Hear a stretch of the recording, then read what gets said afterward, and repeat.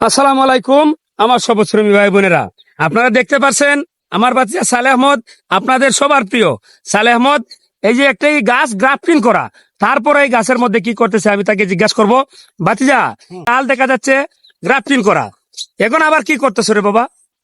এই ডালটাতে করি নাই আগে, এই যে দেখেন আচ্ছা, থেকে আগে গ্রাফটিং করি নাই, আর এগুলোতে দেখেন এই যে করছি, আচ্ছা, এই যে করছি। তো এখানে 4টা জাত দিয়েছিলাম আগে, আর আজকে আরেকটা জাত এখানে বসিয়ে দিলাম। তো এখানে এটার মধ্যে 5টা জাত হয়ে গেল। ওই সময় এই সায়ানটা ছিল না এখানে, এবার দিয়ে দিছি এটা তাই কাটিমুন 12 মাসি একটা দিয়ে দিছি 5টার সাথে আর কি। আচ্ছা, আচ্ছা, এর আগে পড়ছিল E2R2, তাই ব্যানানা ম্যাঙ্গো, কিং অফ চাকাপাত, তারপরে ট্রি টেস্ট।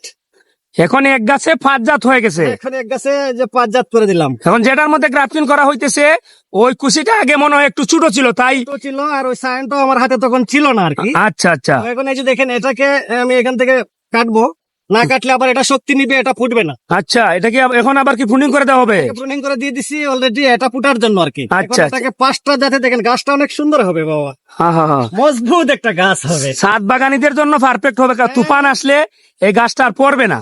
তুফান ঘূর্ণিঝড়ে নামতে পারবে না রে বাবা। অসংখ্য ধন্যবাদ বাতিজাকে সুন্দর একটি গাছ তৈরি করে দেওয়ার জন্য।